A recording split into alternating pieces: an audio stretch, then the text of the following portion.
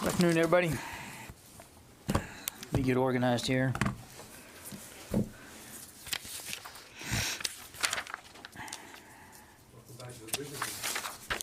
Thanks. Yeah, we were gone for a little while. It's good to be back. Okay, a couple of things at the top. If you just bear with me here. I do want to take a couple of minutes right at the beginning of the briefing to talk about things in Ukraine. There's been a lot of reporting today on withdrawals and Russian decisions, and I think it's really important that we put a little bit of this into context. So first, again, we've seen that Russia has attempted now for going on a month to sell this war of theirs to its domestic audience as a, quote, liberation of the Donbass. However, the intensified rhetoric over the last year and in the lead-up to Russia's invasion demonstrated that the Kremlin's real intent was to overthrow the democratically elected government and to occupy or annex large portions of Ukraine. The posture of Russian forces around Kyiv, along much of the Black and the Azov Sea coasts, and in central and northeastern Ukraine indicates the geographic scale of this ambition. They've been attacking Ukraine, as we have been talking about now for several weeks, on multiple lines of axis. Russia's intent was to replace Ukrainian regional and national authorities and create so-called people's republics, as displayed recently in Kherson province.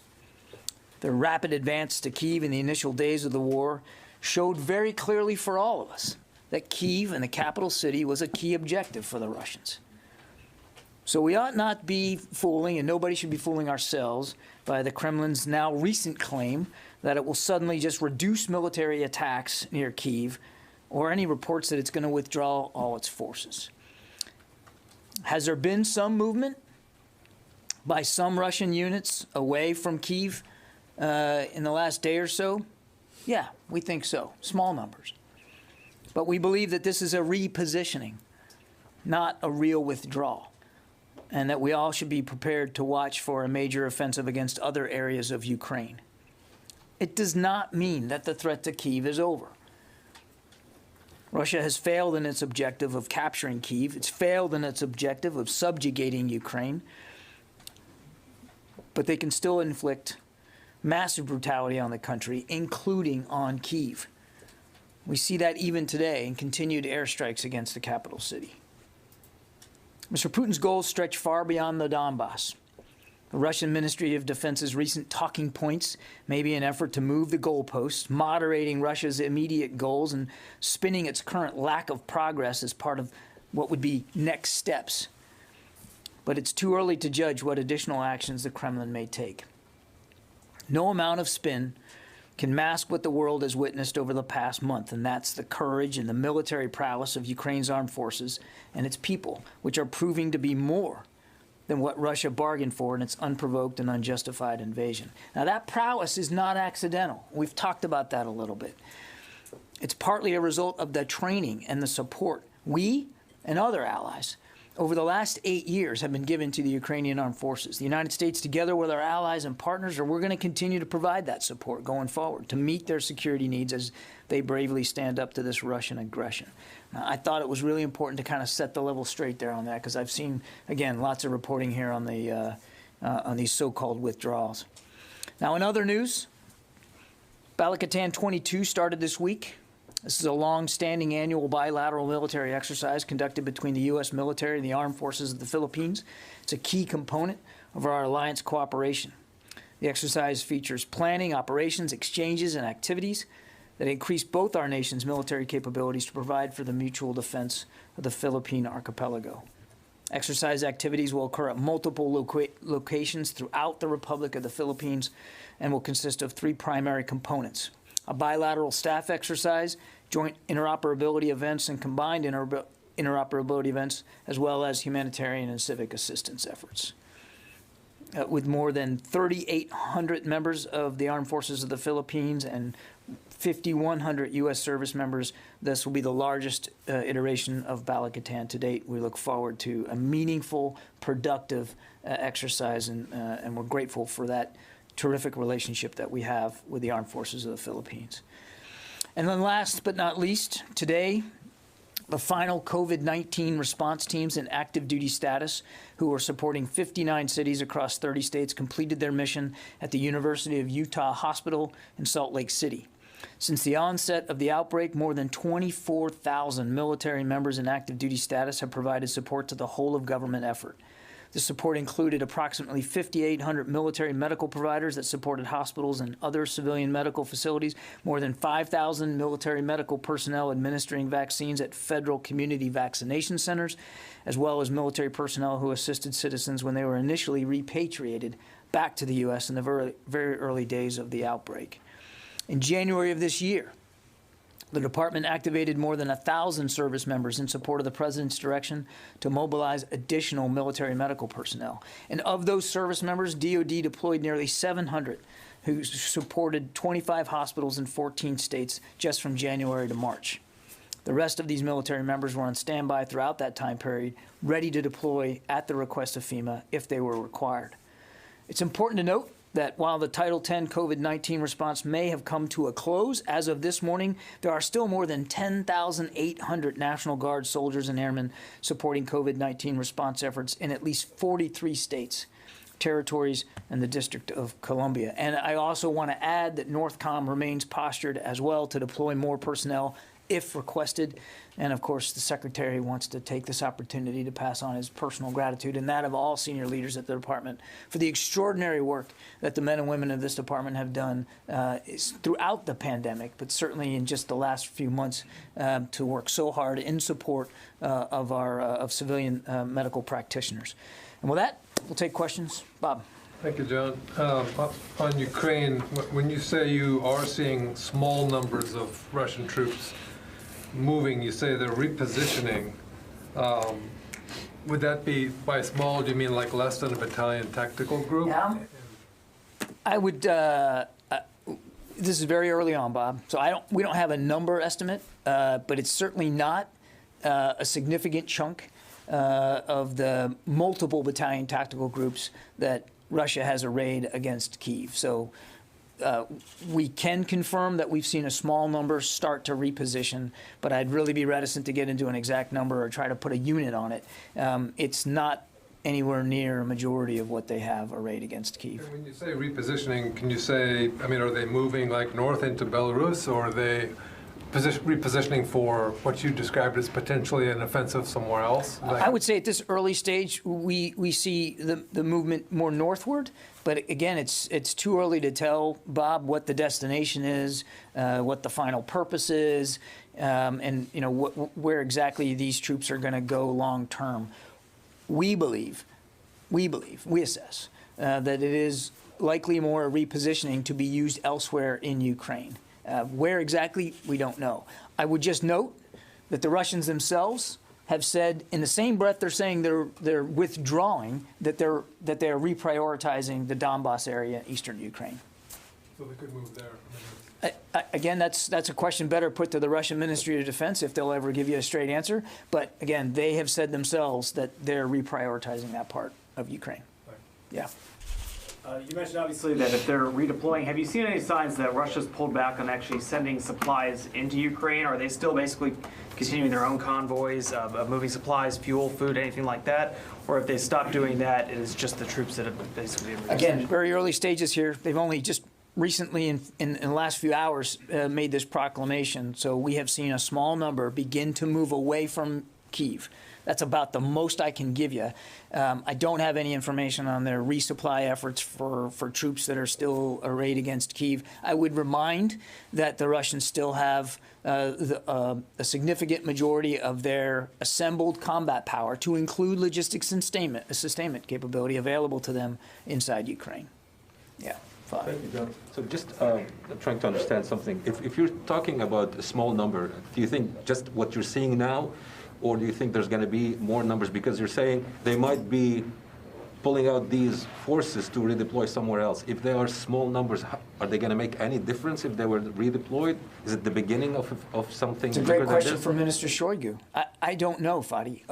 All I can tell you is what we're seeing. We're seeing a small number now that appears to be moving away from Kyiv.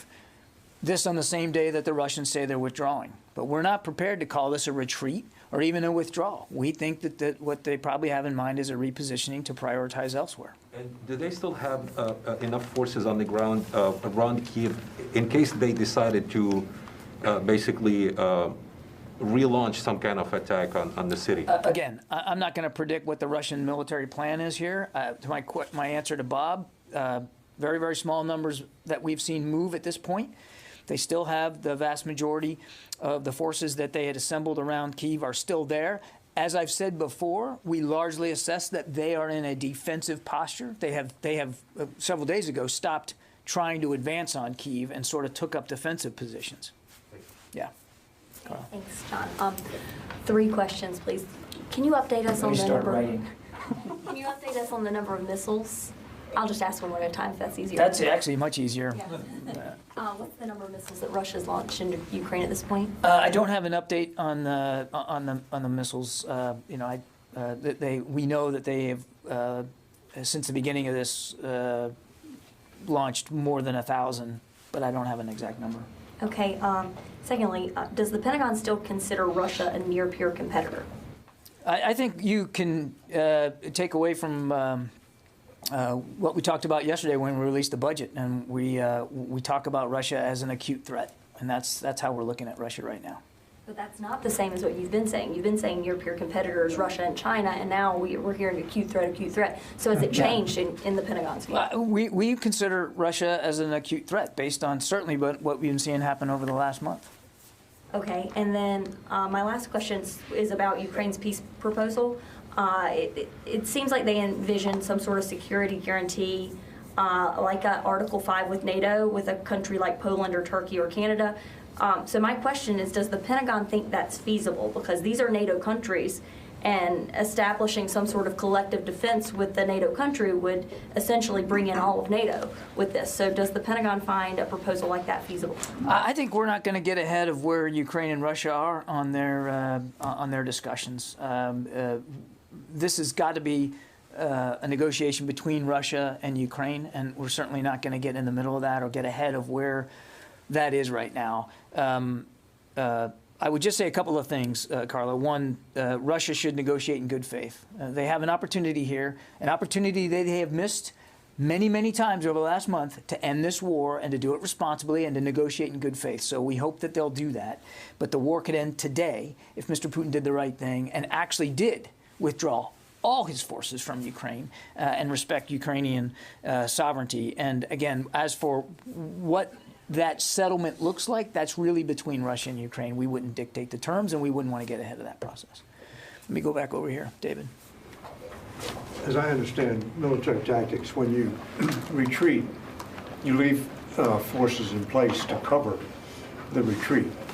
So are the movements that you're seeing so far, are they consistent with what a retreat from Kyiv would look like? And what would it take to convince the Pentagon that Russia had given up on its intent to seize Kyiv?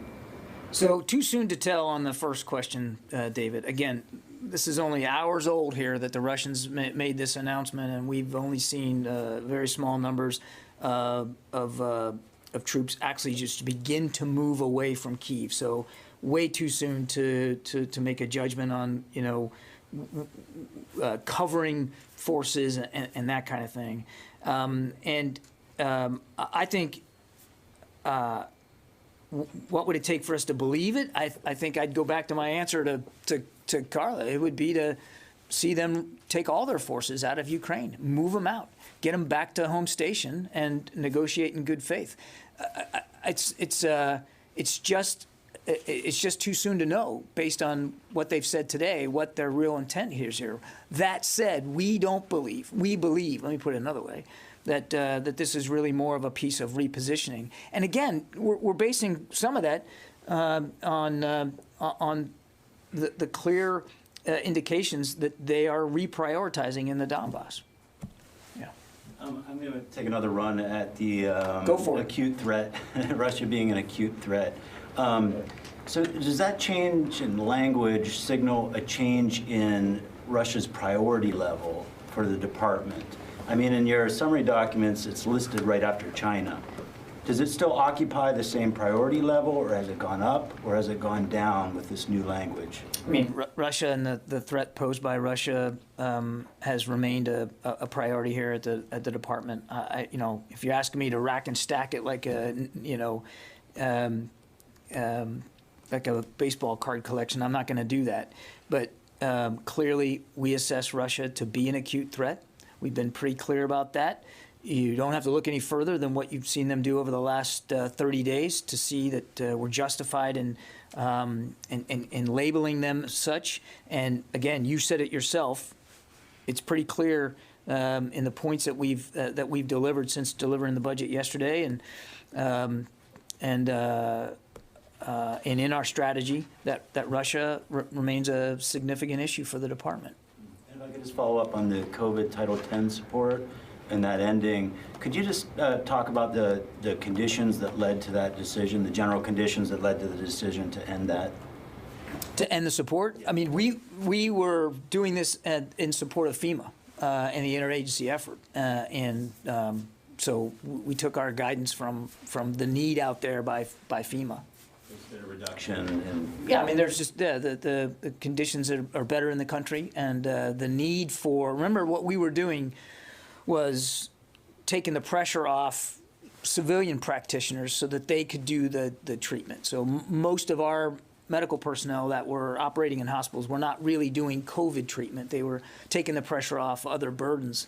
That pressure was appreciated and welcomed, and it has been alleviated, and in concert with discussions with FEMA and civilian health practitioners. We all deemed collectively that now was the right time to pull back that support. But I want to state again, as I said in my opening statement, Northern Command stands ready in case there's more need. I mean, we can flex. We didn't even deploy, as I said, all the troops that we had put on readiness to do this mission. So we could flex up again if needed. I mean, this pandemic, as you well know, is a living thing, and it changes over time. So we're grateful for the ability, we're grateful for the chance that we had to contribute to this, and we'll stand by and stay ready. And again, at the risk of sounding redundant, I want to also point out the fact that you still have, you know, more than 10,000 National Guardsmen that are still at it. They're still at it in the States. Nancy. Thank you. I'd like to go back to the repositioning. Have you seen any territorial losses or newly contested areas around Kiev for Russia since it repositioned its forces? And also, have you seen any change in the amount or type of missile strikes Russia has launched on Kiev in the last few days that you feel would be tied to this repositioning or focused towards the Donbass? We have seen the Ukrainians push back around Kyiv, particularly in suburbs to the west of Kyiv, where the Ukrainians have retaken ground. I don't have a list of the towns, but we have seen them retake some territories to the west of Kyiv. And as you saw, we talked about this not about a week ago, to the east of Kyiv, where the Russians were on the outskirts of Brovary, and the Ukrainians pushed them back to almost more than 50 kilometers away from the city. So we have seen them do that around Kyiv, again, to the west and to the east. I don't have a breakdown of the airstrikes that are happening. I couldn't give you like a number over the course of time. It's just that we do continue to see Kyiv being struck from the air. So the threat to Kyiv is not over. That is, the repositioning of Donbass has not manifested in terms of a market change in the strikes on the capital. Is that again? I can't quantify it, Nancy. Over the course of a day or two, I don't have a count of how many strikes are happening on Kyiv, and we've never given you that because we just don't have it. But we do continue to see strikes on Kyiv. So we're not convinced that the threat to the capital city has been radically diminished here by this proclamation by the Russian Ministry of Defense. Barbara, did you have one? No. Tara? Thanks. Could you give us a sense of if Russian forces are spread evenly throughout Ukraine, or how many battalion tactical groups they kind of concentrated against Kyiv versus the east, and how you've seen that shift? Yeah. Again, as you know, I've been very careful not to lay out Russian operations. It's not prudent for me to do it, and we don't have exact details of where every battalion tactical group is. So I couldn't tell you how many troops are arrayed against Kyiv versus Kharkiv and Chernihiv and certainly in the Donbass. What I can tell you is that the vast majority of the assembled force that we saw against Kyiv is still there. We've only seen a small number begin to move away from Kyiv, mostly to the north. We'll watch this over the course of the coming days, and to the degree we can describe for you what we're seeing, we'll do that. We have seen, even before the Russians said that they were going to prioritize the Donbass and the east, we saw them begin to pick up the pace there. More aggressive operations, more active campaigning against towns and villages in the Donbass. That continues today. But look, I mean, the Donbass has been a hot war for the last 8 years, and we definitely have seen the intensity pick up. And again, where that goes, we don't know. We've also seen the Ukrainians be just as active in the Donbass and trying to push back on the Russians there. Can you give us a sense of, did they put the bulk of their forces against Kyiv, or did they? Again, I don't want to give you a breakdown here. We have been talking now for a month about sort of three main axes of approach by the Russians, right? North and northeast, Kyiv, Chernihiv, and Kharkiv. All really, that whole northern grouping was really designed against the capital city. The effort to cut off Kyiv. Then the east in the Donbass, which again has been a hot war now for 8 years, and the Russians poured more resources in there. And then in the south. And in the south, as we've been talking about, coming out of Crimea, they basically split to the northwest and to the northeast. To the northeast against Mariupol, which obviously there's a lot of heavy fighting still going on there. You guys have seen that for yourselves. And then to the northwest out of Crimea up to Kherson, and then what we saw was an attempt to take the town of Mykolaiv, which they have not been able to do. And as I think we've talked about in recent days, you've seen that the Ukrainians are actually scrapping it out for Kherson as well. So those were the three main groupings and three main lines of effort. They, up until recently, we had still assessed that was their plan, was to, as I said in my opening statement, to occupy and annex Ukraine using approaches on those three lines of effort. Again, now we think that they're going to prioritize the east. They have been stalled in the north. And the progress in the early days they had made in the south, they had made progress. Now that's stalled out.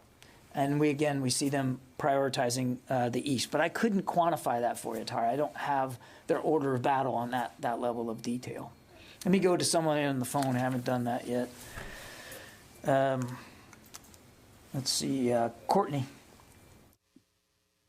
Hi, thanks. Can you talk a little bit about the president's comments yesterday when he said that that U.S. troops, he seems to say U.S. troops are training Ukrainian military inside Poland. What kind of training are they providing, and how long has that been going on? Yeah, Courtney, I think General Walters dealt with this pretty well at his hearing this morning in front of the Senate Armed Services Committee. There is, there's some liaising going on as the Ukrainians go into Poland, for instance, and they are we're transposing shipments of material to them, and so there's some general liaising going on in that regard, and that's what the president was referring to. Janie. Thank you, Don. Everybody finish Ukraine issues. Do you want me to stay on? Why don't I come back to you? You want to do that? Would that be fair? Yeah. We'll do that. Yeah, I promise I'll get back to you. Can I follow up on this question of Kyiv? One more question. From a military perspective, does the Pentagon think that the Russian forces were basically defeated in their attempt to take Kyiv and this campaign. I said that. I basically- said as much in my opening statement. They failed to take Kyiv. So Yeah. that's a defeat for their forces, basically. They failed to take Kyiv, and we believe that Kyiv was a key objective for them. Yeah, Louis. John, you used the word spin in your remarks. Yes, I did. You've also confirmed small numbers leaving. Did you note those small numbers leaving before the Russians made public their proposal today, that that this was being done in good faith? So in other words, are the words following actions that you've already seen taking place in the last Yeah, I couple couldn't give you a time hack, Louis, exactly like whether it was exactly the moment that the Russians decided to announce it, roughly, same day kind of observation. But we're not taking anything they say at face value. I'm being as honest with you as I can. Small number, scene started to move. We're not prepared to buy the Russian argument that it's a withdrawal. Again, our assessment is that their intention is to reposition forces and bolster their efforts elsewhere. So the word spin is accurate to what you've been describing, what you just described then? I'm comfortable with the way I characterized it. Helene Cooper. Hey, thanks, Kirby. I want to take another whack at, because I feel like you're describing, it sounds like you are describing, it's been 5 weeks, almost 5 weeks now, and it sounds very much like you are describing a failed military campaign. Would you go that far, or is that too much? I mean, what we're seeing now, is this a failure is it a failed military campaign? I don't think we're prepared to slap a bumper sticker on this thing right now. I mean, there are still people dying. There's still bombs falling. There's still missiles flying. And there's still give and take on the battlefield. So I don't think we're ready to call it one way or another here. What I would tell you is, as I said in my opening statement, they failed to take Kyiv, which we believe was a key objective. I mean, and again, you just have to look at what they tried to do in those early days to see that they wanted Kyiv. They didn't get it. In the last few days, they hunkered down into defensive positions, basically stopped advancing. And now they're saying, and we're seeing small numbers move away. So we'll see where this goes. But step back, they also, failed to really take and hold any major population centers. They haven't taken Kharkiv. They haven't taken Chernihiv. They haven't taken Mariupol. And while we assess they took Kherson, that's back in play right now. So if you count maybe Berdansk on the Azov coast, even that is contested. I mean, you saw the Ukrainians basically sank one of their amphibious ships in the port there of Berdansk. So not only did they not manage to take Kyiv, they've not managed to take any population centers, and the Ukrainians have been fighting back very hard. So it's hard to see how they are succeeding in any one place, except at the death and destruction they're causing to these population centers and to the civilian population. I mean, and that's something we can't lose sight of. Megan. So about 14,000 troops you guys have committed to sending to Europe in one way or another, either for NATO or to individual countries. And there's a few thousand left over from who's actually been sent, who you've announced that you're going to send.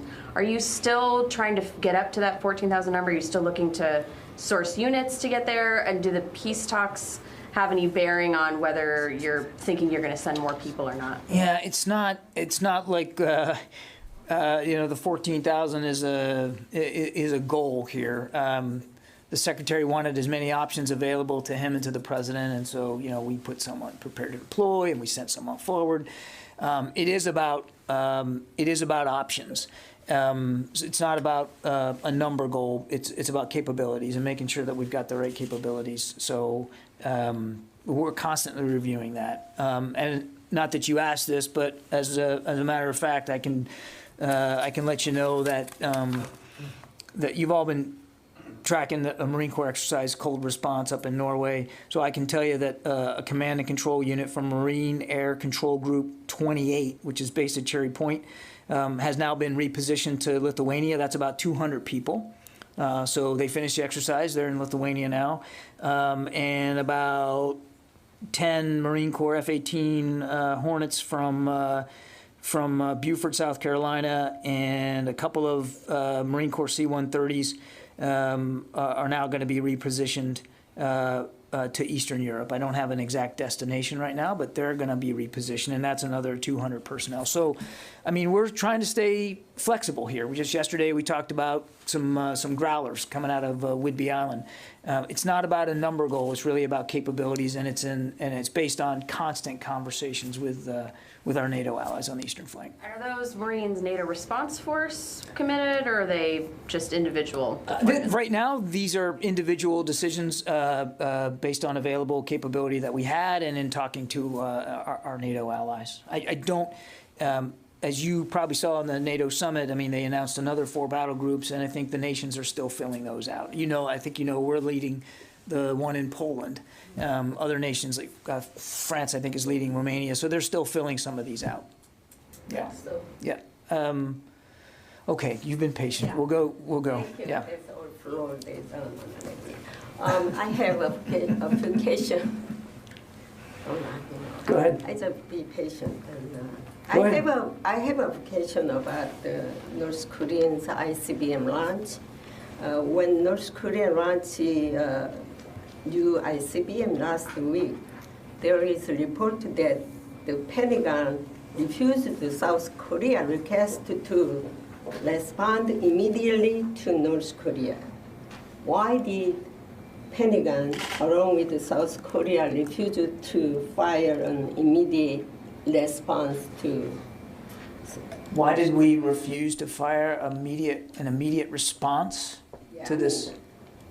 I mean, with the South Korea and United States, supposedly they joined fire training response to the North Korea, but the Pentagon refused to South Korea, don't do this, because why did you do that? Why Pentagon refused the South Korea? Well, look, I'm not.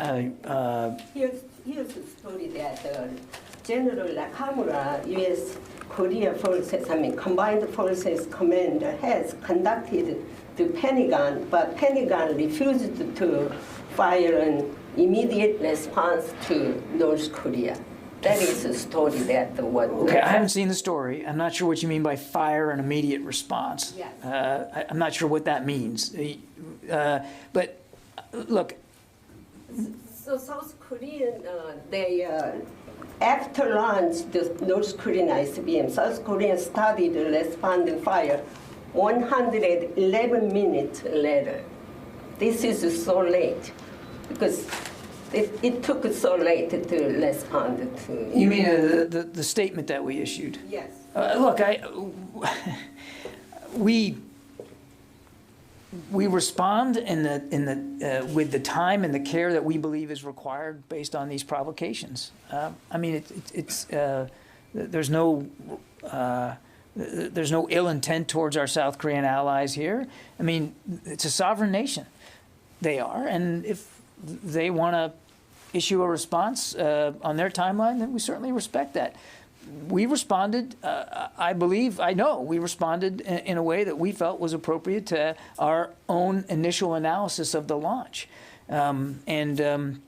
Look, let's not get hung up on who's issuing a statement first or whether it's together or whether we say the right things. I mean, let's focus on the real issue here, which is security on the Korean Peninsula, and the fact that the alliance is still really strong, that fact that we constantly consult with our South Korean allies about readiness on the peninsula, and that we did make a statement. We did note it. And, oh, by the way, in recent weeks, we've actually changed the way we're doing ISR there in and around the peninsula because of recent provocations by the North.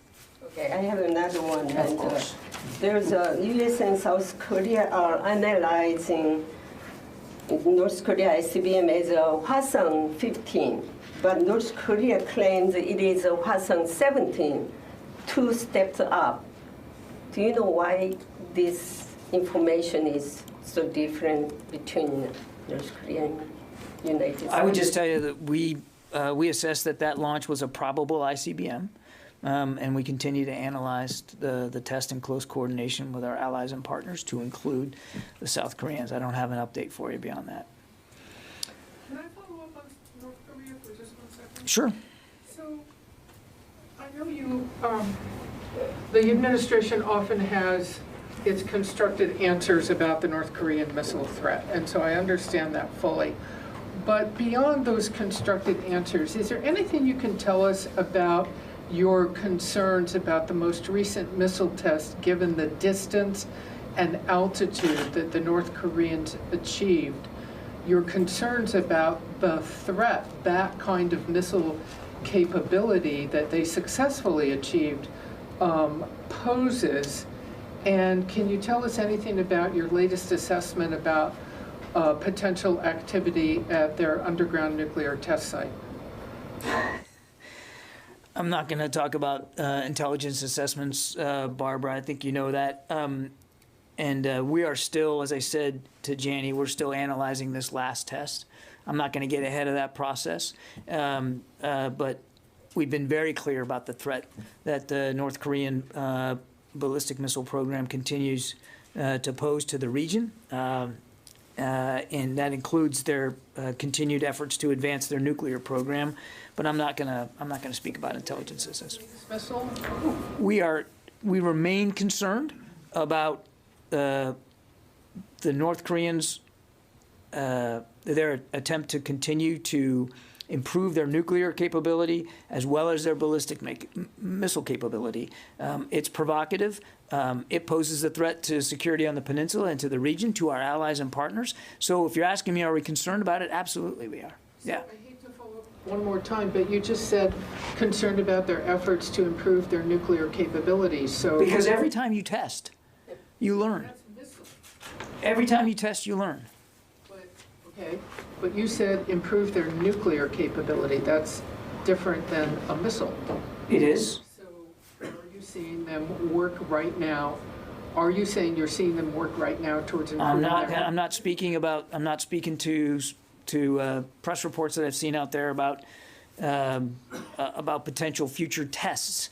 But we know that this is a program that they want to improve. And so, of course, we're concerned about efforts to do that.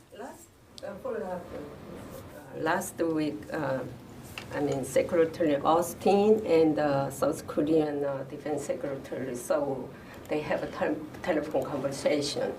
So do you know what particular talking about North Koreans missile launch or the further next month trying to nuclear test? Again, I'm not going to get into intelligence assessments about specifics on the North Korean program. We read that call out. I'm not going to go beyond that readout. Let me go to Idris from Reuters. Hey, John. Just following up on Courtney's question about the liaising with Ukrainian forces when the handover of weapons happens. Could you sort of define what liaising means? Is it sort of a pat on the back saying go get them, or is it more of a this is how you use these weapons? Could you sort of define that? Idris, I mean, it's just general. It's general liaison with them as these shipments are handed over. I don't have exact details of every conversation that's had or what that looks like, but of course there are interactions as these Ukrainian soldiers take possession of some of this gear and this kit, and I really don't have more detail than that. Alex Horton, Washington Post.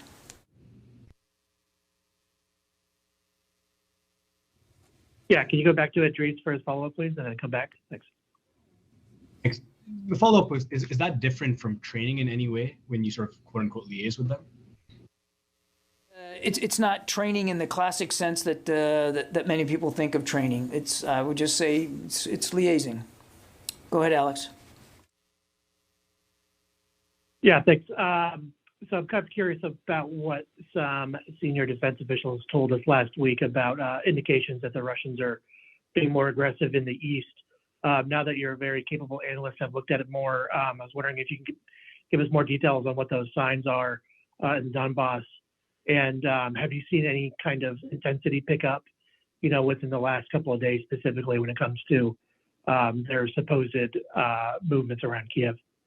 Again, without getting into a blow-by-blow of Russian operations, it's not our war, it's their war. But I can tell you we have seen increased activity, offensive activity by Russian forces in the Donbass, going after more towns and villages, trying to so that's one. Number two, and we've talked about this before, making an effort to come south out of a town called Izium, moving south and southeast to try to pin down Ukrainian armed forces that are in the Donbass.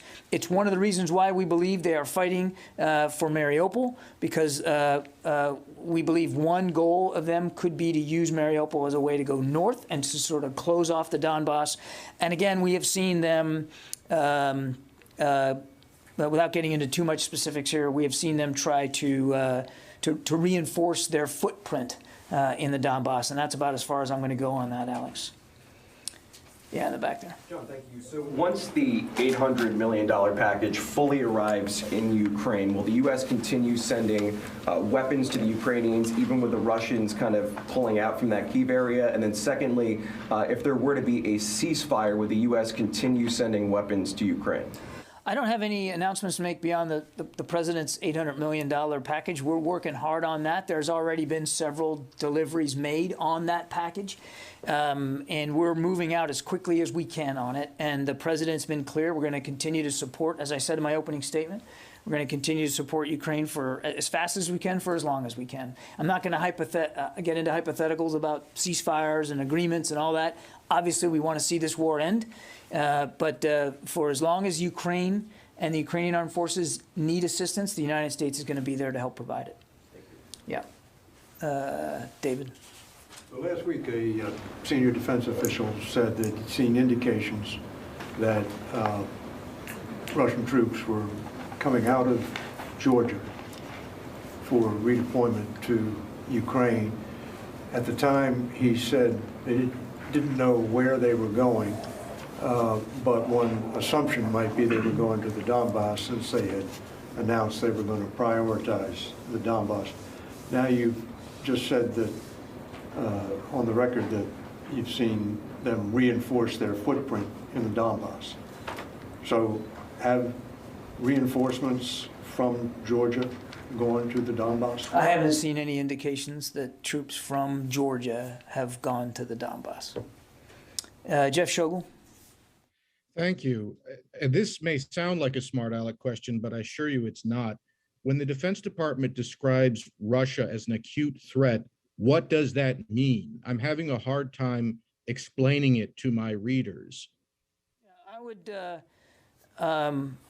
would point your readers to what we have seen over the last month here, Russia's unprovoked aggression against a nation state that posed no threat to them. I would point your readers to Russian interference in elections, not just here in the United States, but into nations in Europe. I would point to Russian activities in Syria to prop up the Assad regime and to continue the bloodshed in that country. I could go on and on. The actions of Mr. Putin and the Kremlin and Russian forces speak for themselves. And it would have been irresponsible for us not to address the Russia problem and the Russia threat in our national defense strategy, or even as we rolled out the budget and talked about some of the capabilities that we want to procure and maintain to deal with that acute threat. I'll take one more. Yep. I guess we're good. Go ahead. So, following along with what David was asking, British intelligence has said Russia's Wagner Group is deployed to eastern Ukraine, is expected to send over 1,000 mercenaries for combat operations. Have you guys seen the same thing? Can you confirm that? I won't get into specific intelligence assessments, Carla. But I'll go so far as to say that we certainly have seen indications that the Russians are leaning on private military contractors to bolster their efforts in Ukraine. I think I'd just leave it at that. Okay, thanks everybody. Appreciate it. That's that for today.